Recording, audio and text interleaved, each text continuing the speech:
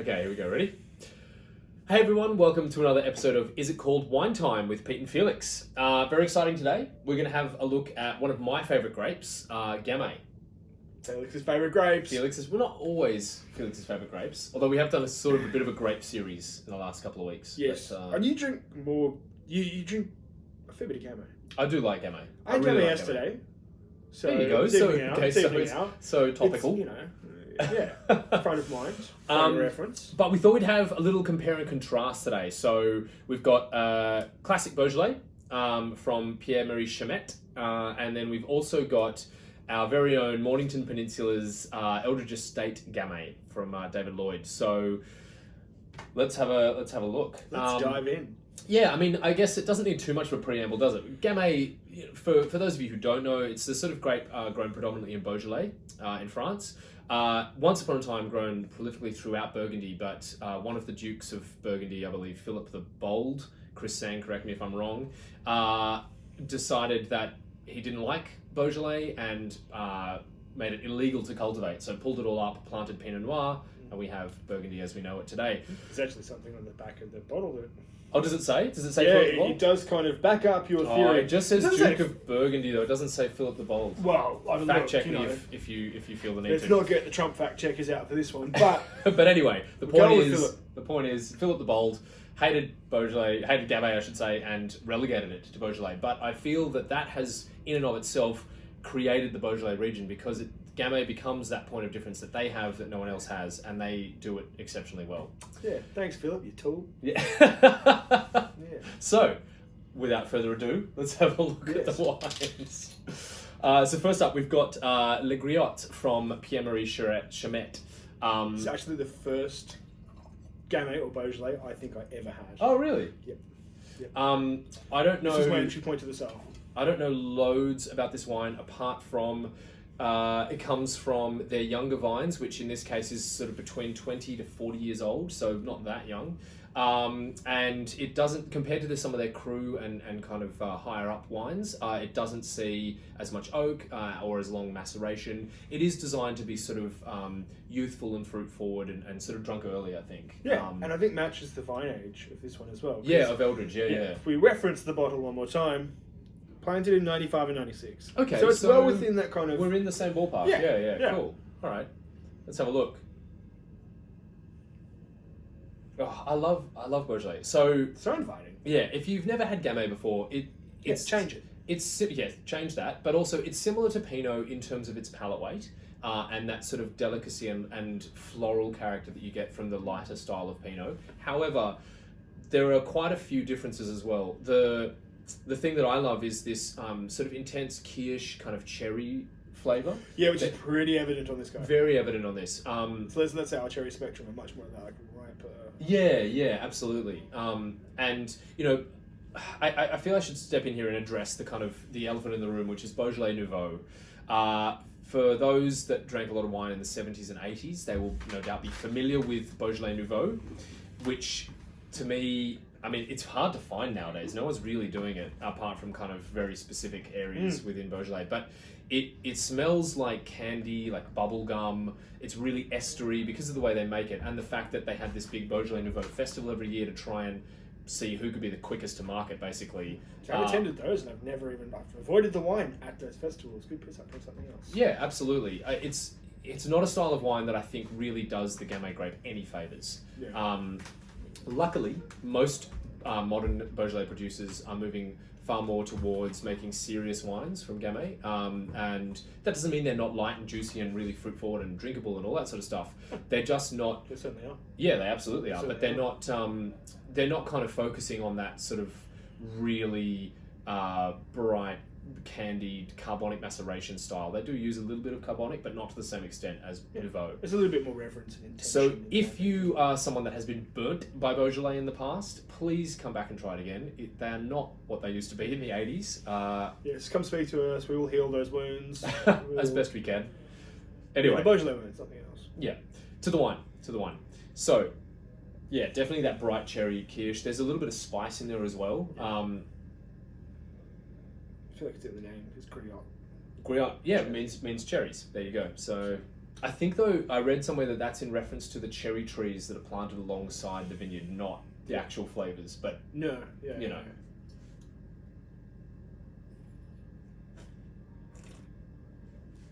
Mm. It's so bright, really fruit forward. A lovely kind of burst of kind of juicy red fruits. A little kind of touch more of that sort of sour cherry note coming through on the palate. Yeah, much more on the palate. You don't get any of that sour note. On the nose. Yeah, it's really quite ripe primary. But it's you know, as an entry point, it's interesting that this is your first Beaujolais, because I think as an entry point, it's so accessible. If you've never had Gamay before, this is a great leaping off point. Oh, it really led me down the path for sure. Yeah, this was a big kind of gateway into the style. I think it really gives a great indication of what the grape is all about and what the style of wine produced from Gamay is. Yeah, that's yum. It's really, as I said, fruit forward, quite vibrant.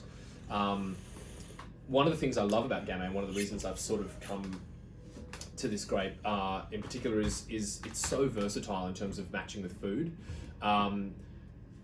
Yes, there are lighter styles which probably won't go with everything, but then they do range from the kind of light, pretty wines like this right through to the kind of fuller, more structured example like Morgon, Moulin Avant, all that sort of stuff. Yeah, there's higher cruise. Yeah, and they match with like kind of heavier dishes and braises. Yeah, and, definitely. We were discussing food pairings. Yeah. And I mean, duck, obviously. Yeah, the breadth of options that we could come across were really quite versatile, and I think that lends to the versatility of this variety and how it's able to kind of lend itself to a lot of different foods. Yeah, which is great. It makes it a really, I mean, I think it's not accessible food wine, but it's great to be shared. Exactly, and it's no coincidence that I think a lot of somms out there love Gamay for that reason. It's you can match it with quite a lot of things. The Burgundy we can afford. Yeah, the Burgundy we can afford. It's tends to be quite low tannin. And it's sort of nice bright acidity, so it's I guess that sort of perfect kind of match with food because the tannins are not going to upset anything. Cool. So that's a little bit about Les Griottes from Chimette. That's a really pleasing wine. Should we crack the old Eldritch? Have a look. Let's see. So a little bit about David Lloyd and Eldritch Estate, one of the first winemakers or viticulturalists to move into the kind of Mornington. He has been making wine, predominantly Pinot Noir and Chardonnay, for 40 odd years. Yeah, I think we it worked seemed out. like it was about 40 plus. Yeah, so an absolute stalwart of the region and someone that has really kind of come to terms with what they're doing down there and producing some beautiful wines. Obviously, with the Gamay, he's branching out into some alternate varietals, but not many. I think it's only Gamay, Pinot, and Chardonnay. Yeah, I think in the scheme of things, it's still a pretty classic lineup. Yeah, absolutely. And the Gamay really planted because David loves Gamay himself. So, do you know of any other Mornington Gamay? I'm sure there would be some. I can't think of them off the top of my head. Yeah. I mean, the other Australian Gamay that everybody always references is Sorenberg from Beechworth.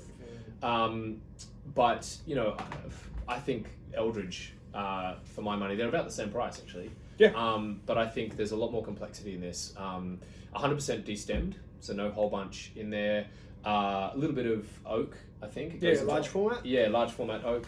So not imparting too much character or oak flavour there, if any. But yeah, just really kind of great example of a New World Gamay. Let's have a look.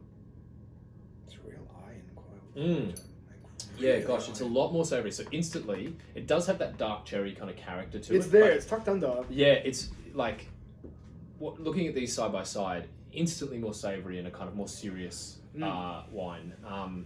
Definitely, a lot more of that kind of ferrous. Yeah, there's that iron kind of. Iron it thing makes in me there. want like a liver parfait or something. Delicious. Just dive into that whole like iron character.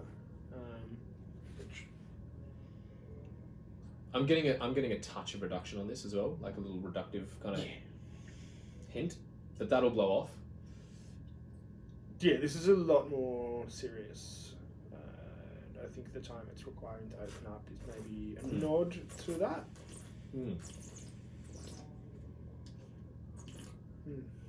Fruit's still there. It's just really tucked in. Wow. So much more savoury on the palate. This is fun and entry level and exciting and a great jumping off point. This is the serious version of Gamay and what it can be.